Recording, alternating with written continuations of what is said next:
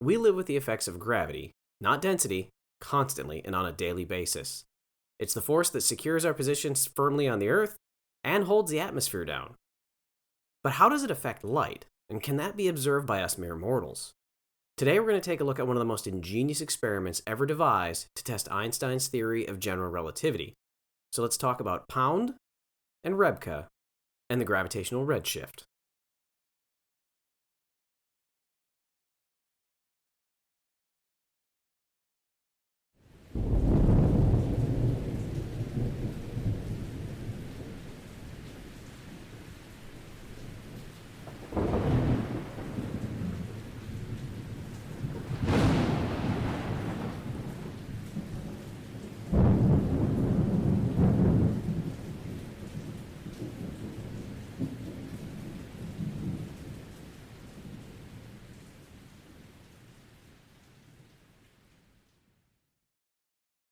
But before we get to the experiment, we need to understand the phenomenon that's being tested, the shifting of wave frequencies due to external influences.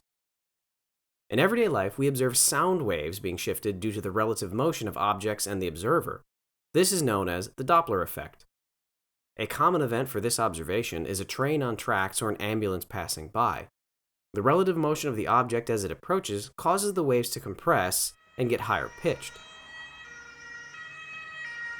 And as it drives away, they expand and become lower pitched.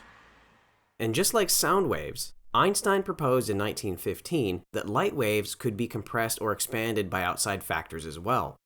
Over the past century, this shift in wavelength has been observed in several different ways, but mostly through the observation of stars. But let's take another step back to understand the photon and how it actually obtains its wavelength that we're measuring. When an atom from any element has energy added to the system, electrons can be elevated to the next higher orbit around the atom. These orbits are very specific in value. You could almost view them as steps on a staircase. Electrons can only go up exact numbers of steps, and require exact amounts of energy to do so. When the excited electron relaxes back to its original state, they emit a photon directly corresponding with the amount of energy between the two levels, or stairs. And that energy level imparts the wavelength onto the photon. If the atom absorbs a large amount of energy, the electron jumps several steps, and correspondingly will emit a photon of higher frequency light when it relaxes. Another way photons are emitted from an atom is from inside the nucleus itself. If an atom is in an excited state inside the nucleus, it will eventually return to its base state by releasing energy in one way or another. One of those ways is to emit a high-energy gamma ray. And just like photons emitted from the electron cloud, exact quanta of energy are required to excite the nucleus, and exact amounts are released with that gamma ray. There are no half steps. Each element has various electron jumps possible, but again, those energy requirements are exact. No half steps are even possible. The wavelength of the light for the photons that are released for each element is known to exact detail. As photons are liberated from a hydrogen atom, the core constituent to stellar evolution, they have an exact wavelength based upon the exchange in orbits. This creates what is known as its emission spectrum. This is the spectrum of hydrogen. And this is the spectrum of helium. These numbers are unchanging by any physical phenomena within inside the atom. When mass numbers of photons are released from helium, this is what it looks like on a spectra. If you evaluate the spectra of light and you see this, you know definitively that hydrogen atoms were the source of the photons that you collected. However, if the atom is moving away from you at the time, those wavelengths will shift ever so slightly, similar to our train. Due to the exact spectra of the elements, we can know that this still came from hydrogen. And by the change in wavelength, we can identify if the atom was moving towards us or away at the time of that emission. As with the train, the wavelength will get longer if the atom is traveling away from us. This pushes the spectra towards the red end of the light spectrum. And if it's moving towards us, then the wavelength will compress towards the blue end of the spectrum. This is known as redshift and blue shift. This can be observed by anyone pulling the spectra from stars in the sky. Even amateurs are able to do this. A second area we have noticed this shifting is by observing objects farther and farther away from our home here in the Milky Way galaxy. Using the known spectra of stars, Edwin Hubble observed that nearly all galaxies in the sky were moving away from us. Relative motion at the time of those emissions could not explain this completely, as the farther away he observed, the deeper the redshift was, meaning that the objects farther and farther away were moving faster and faster.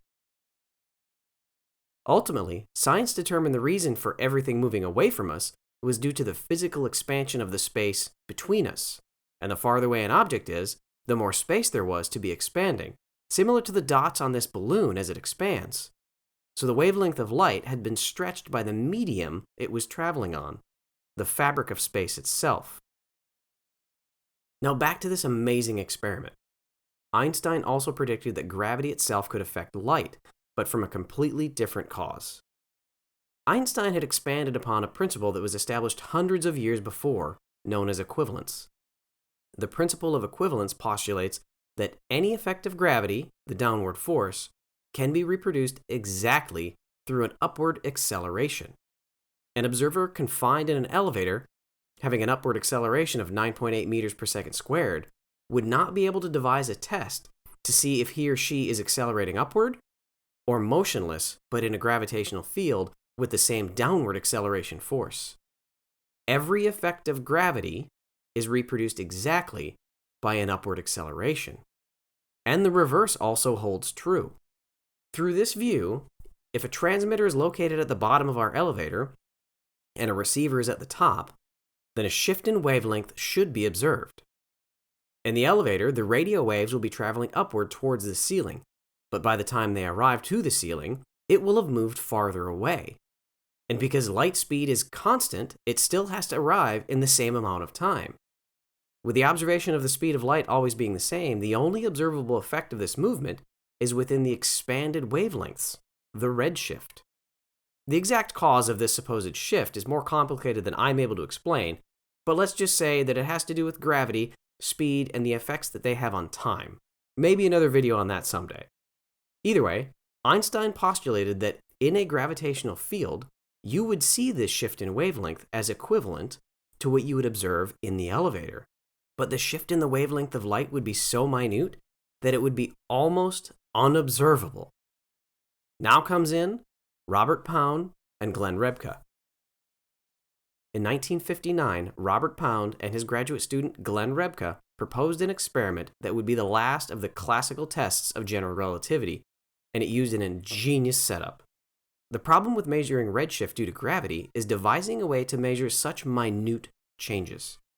Measuring the redshift over an elevation difference of 22.5 meters would require being able to observe a change equivalent to 2.5 times 10 to the negative 15th change in energy levels, meaning that very, very short wavelength photons would be required.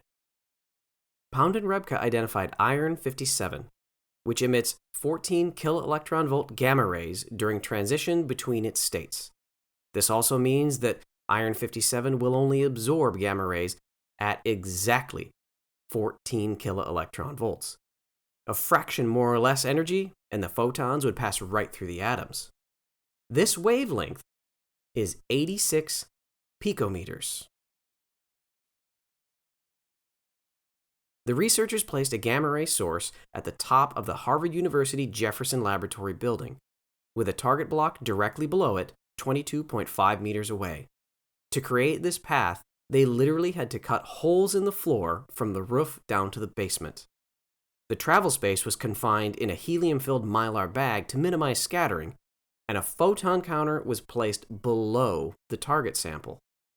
If there was no redshift, the target block of iron 57 should absorb all the photons emitted from above, and the counter should remain at 0. But if there is a gravitational redshift, they should pass right through and register on the detector. And when they turned on the counter, it did register. Pound and Rebka observed the gamma rays passing directly through the target block and registering on the detector. This confirmed that the photons had been shifted due to the elevation difference in the gravity well. To further confirm the results, the emitter was placed on a loudspeaker.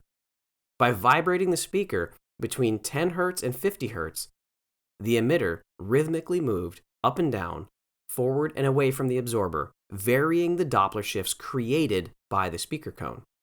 Pound and Rebka observed that at specific frequencies on the speaker, the Doppler shift canceled out the gravitational blue shift, and the receiving sample absorbed the gamma rays.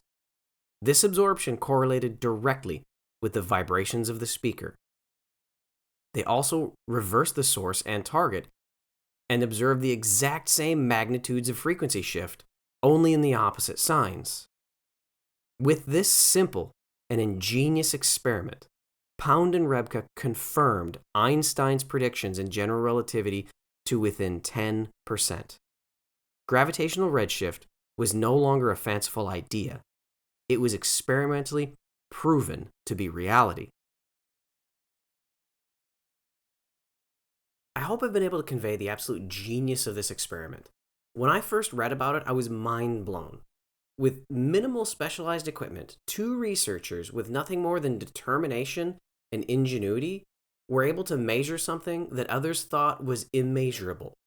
This experiment inspires me. Right here, this is what science is, and I hope that it inspires you as well. And my question to flat earthers and to science deniers is, if you believe that gravity isn't real, then redshift isn't real, and this experiment isn't real. And this experiment is reproducible. This experiment is reproducible by a buffoon such as me if I was determined enough to get the equipment and do it, and maybe someday I will. But if you want to stick behind your beliefs that gravity isn't real and all science just fakes everything, prove it. Reproduce this and prove it.